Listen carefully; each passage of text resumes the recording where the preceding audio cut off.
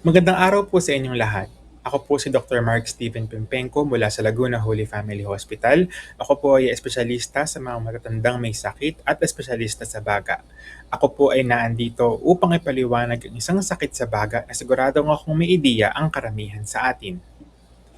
Bago tayo magsimula, gusto ko po magtanong, sino po sa atin ang may kakilala na laging inuubo? O sino kaya ang may kamag-anak o kapitbahay na madaling hingalin kahit maikling lakad lang o pag-akyat lang ng ilang hakbang? Marahil marami po sa atin ang nakakakilala ng ganitong tao. Kadalasan iniisip natin na normal lang ito dahil sa pagtanda o kaya dahil sa kulang sa exercise o kaya dahil sa paninigarilyo. Ngunit hindi po ito laging normal.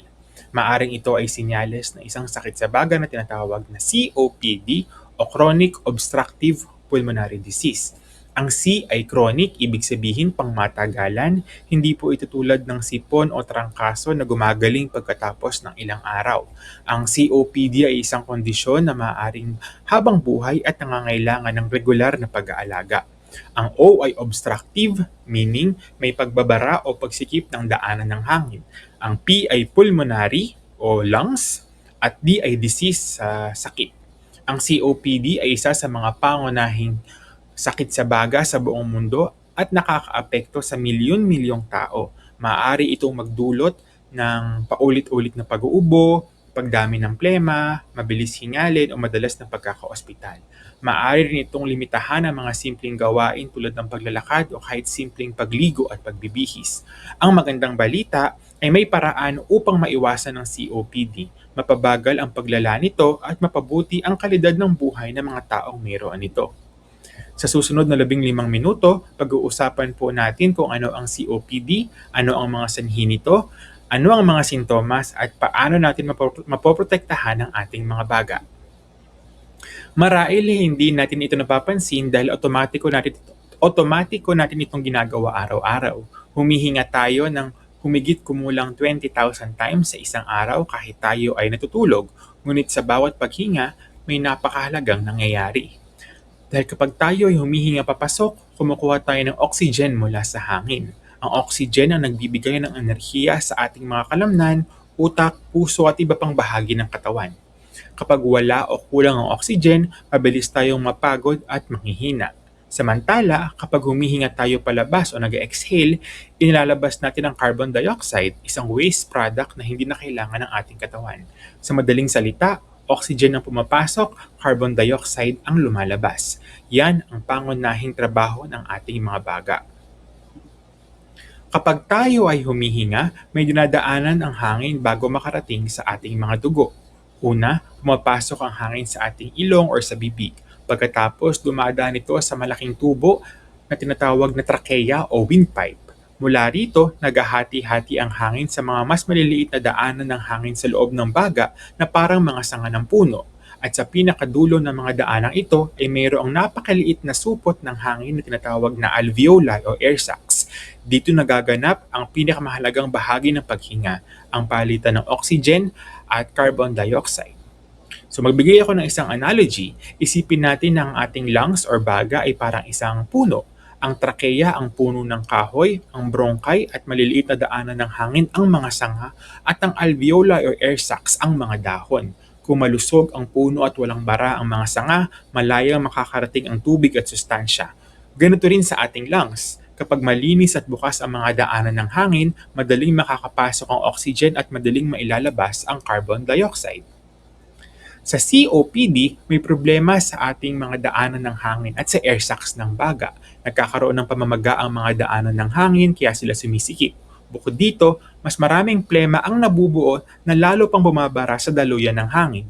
Maaari ring masira ang mga air sacs o alveoli na responsable sa pagpapalitan ng oxygen at carbon dioxide. Dahil dito, nahihirapang makapasok ang hangin at mas lalo pang nahihirapang makalabas. So bakit mabilis hingalin ng mga may COPD? Dahil kulang ang hangin na pumapasok, may mga hangin na iipit sa loob ng baga at mas maraming effort ang kailangan para makahinga. Kaya ang dating simpleng ginagawa ng mga pasyente kagaya ng paglalakad ay maaaring maging mas mahirap para sa isang taong may COPD. So isang ulit simpleng analogy para mas maintindihan natin, isipin natin na umiinom tayo ng straw. Una, umiinom tayo gamit ang straw. So una, normal lang straw, madaling humigop ng ating iniinom. Ngayon, pisilin po natin ang straw para lumiit ang butas o di kaya isipin natin humihigop tayo ng milk tea at may mga nagbabarang sago. So mas mahirap uminom, di ba? Sipsipin, di ba? Paano? So ganito ang nangyayari sa mga may COPD. Ang daanan ng hangin ay parang straw na namamaga, sumisikip at nababarahan ng plema. Paninigarilyo ang pinakamahalagang risk factor o sanhi ng pagkakaroon ng COPD. Sa katunayan, karamihan ng mga kaso ng COPD ay may kaugnayan sa paninigarilyo.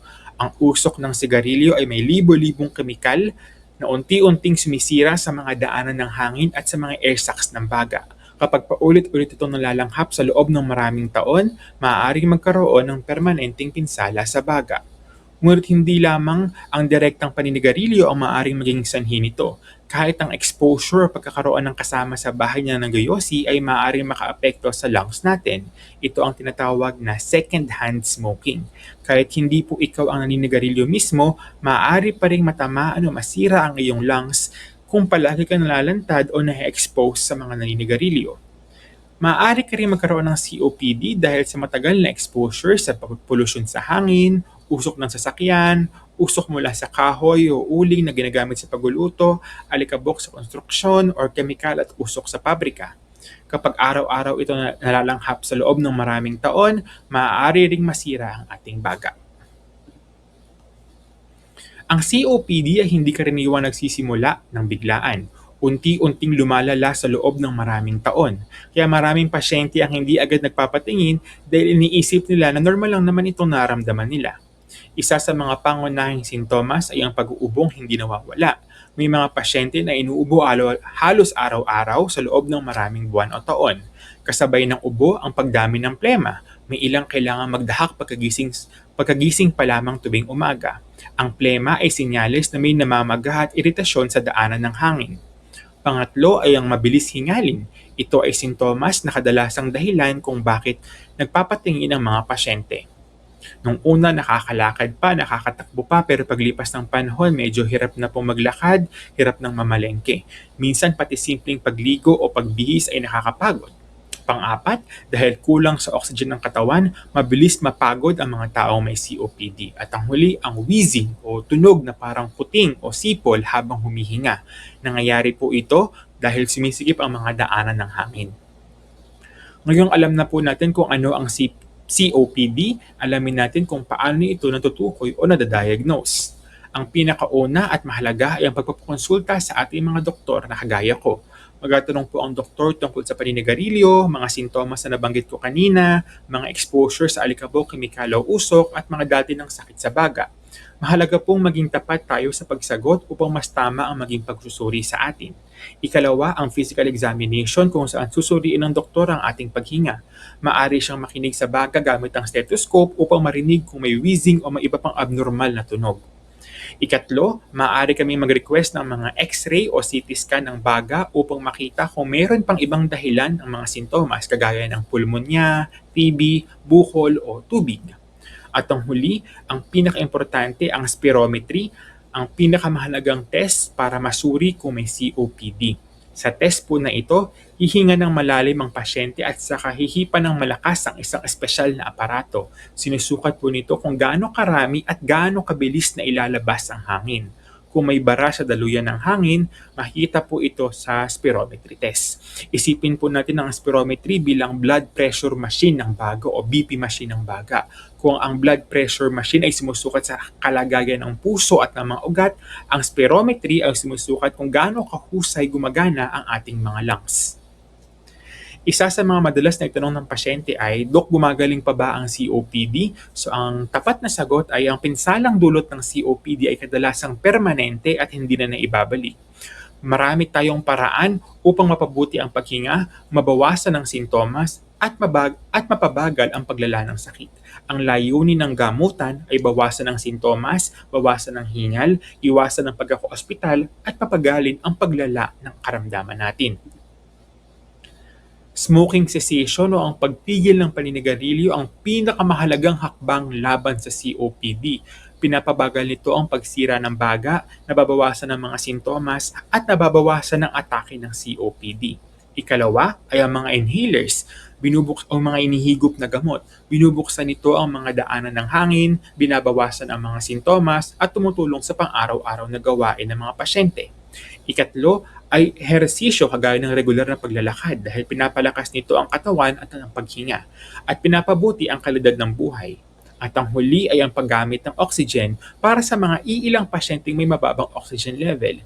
Ang oxygen therapy ay isang gamot. Ito ay inirereseta ng doktor sa mga pasyente na may COPD na hindi sapat ng oxygen sa katawan dahil ang oxygen therapy ay nagpapabuti ng pagtulog, pag-isip at kaalistuhan. Hindi lahat ng pasyente na may COPD ay nangangailangan o nakakakuha ng magandang pakinabang sa paggamit ng oxygen. Ang iyong doktor ay magsasagawa ng mga pagsusuri upang malaman kung kailangan mo o hindi ang oxygen. Kadalasang ang mga gamot sa COPD ay sa pamamagitan ng paghigop o yung mga inhalers na tinatawag. Narito ang mga halimbawa ng mga iba't ibang inhalers na ginagamit sa paggamot at pagkontrol ng COPD. Kapag hinigop ang gamot sa pamamagitan ng inhaler, dumediretso po ito sa daanan ng hangin sa ating mga baga. Lumuluwag ang daanan ng hangin at nababawasan ang pamamaga at ang mucus sa mga tubo sa ating lungs. Ang iba't ibang uri ng inhalers ay ang mga metered dose inhalers o mga MDIs, dry powdered inhalers, soft mist inhalers, at mga nebulizers. Sigurado kong alam po natin. So may iba't ibang uri po ng COPD medications. Ang maintenance medications ay ginagamit araw-araw upang makontrol ang sintomas at sakit. Ang reliever medications ay ang ginagamit upang magbigay ng panandaliang ginhawa sa hirap ng paghinga. At ang flare-up medications ay mga gamot na binibigay pag may sumpong o atake ng COPD. Habang lumalala ang ating COPD, maaaring dagdagan ang gamot ng ating mga doktor. Bagamat hindi po natin maibabalik ang nasirang bahagi ng baga, marami tayong magagawa upang maiwasan ang paglala ng COPD. Uulitin ko, ang pinakamahalagang step para hindi masira ang ating lungs ay ang pagtigil sa paninigarilyo. Ikalawa, ang regular na pagpababakuna. Ang mga taong may COPD ay madaling magkakaroon ng impeksyon sa baga. Kaya mahalaga po ang mga flu vaccine, pneumonia vaccine, RSV vaccine at COVID vaccine at iba pa. Nakakatulong ang mga bakunang ito upang mabawasan ang panganib at ng malubhang impeksyon at pagkakaospital. Ikatlo, maraming pasyente ang natatakot na mag-exercise dahil hinihingal daw sila, ngunit ang regular na paggalaw at paglalakad ay nakakatulong upang lumakas ang katawan at mabawasan ang hapo. At ang huli, regular na pagpapacheck up sa doktor. Huwag natin hintayin lumala ang sintomas bago magpakonsulta. Ang regular na follow-up ay nakakatulong upang maayos ang mga gamutan, maiwasan ang mga komplikasyon at mabawasan ang pagkakaospital. At bago po tayo magtapos, nais kong iwan sa inyo ang 5 pinakamahalagang mensahe ngayong araw. Una, ang COPD ay isang pangmatagalang sakit sa baga na nagpapahirap sa paghinga. Ikalawa, ang paninigarilyo ang pangunahing sanhi nito. Ikatlo, huwag babaliwalain ang matagal na ubo, plema at madaling paghingal. Ikaapat, bagamat hindi na maibabalik ang nasirang bahagi ng baga, maaari nating makontrol ang sakit sa pamamagitan ng tamang gamutan at regular na pagpapacheck up sa doktor. At ikalima, ang pagpigil sa paninigarilyo, regular exercise, tamang nutrition, at pag-iwas sa usok at polusyon ay malaking tulong upang mapanatiling malusog ang ating mga baga. Bago tayo maghiwa-hiwalay, nais kong ipaalala na ang bawat paghinga ay mahalaga. Maaaring hindi natin maibabalik ang bahaging nasira ng COPD, ngunit marami pong paraan at marami tayong magagawa upang mapangalagaan ang ating mga baga. Dahil ang pinakamahalagang oras para alagaan ang ating mga baga ay sa ngayon. Maraming salamat po.